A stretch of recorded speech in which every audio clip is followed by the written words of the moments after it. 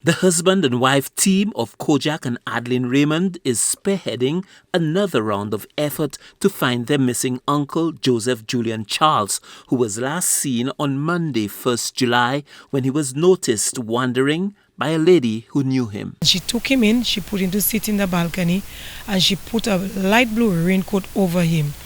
He stayed there for a while, they stayed with him, and then she said she went inside to clothe herself properly so they could go and drop him closer to his home. She said upon return, he was not seated in the balcony again, and that was the last sighting of him. The Raveneau and other neighboring communities in Choiseul have, since Charles's disappearance, mounted search parties, probing every nook and cranny for the faintest glimpse. But they've all turned up empty-handed. Every day we've been doing searches. Up to Sunday, when we got down there, the search party had already gone out. And by the time they came back, we now with another group went out, and it was just puzzling.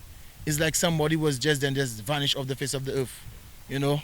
And you know, we went high and low, you know, all through rocks, through all the bushes, you know, but not a sign, not a trace. Kojak and his wife Adeline are high in praise of the efforts of the Choiseul community for their commitment to finding Charles from the moment they learned of his disappearance. When we got down there on Tuesday, I noticed the level of the involvement of the community. It really moved me. It really brings back the meaning of true patriotism and true community spirit in St. Lucia. Because these people were, by the time we got there, these people were all organized in groups. They were all under there who had dogs. You know, it was from the very tender age to the very elderly. And it was like, wow, I really moved me when I saw that. It really brings back a lot of memory of what St. Lucians should be, you know, how we should continue in terms of togetherness and understanding how frail we are and how we need each other, you know, to really exist. Adeline Raymond is making yet another appeal for the continued cooperation of the community to help her find her missing uncle.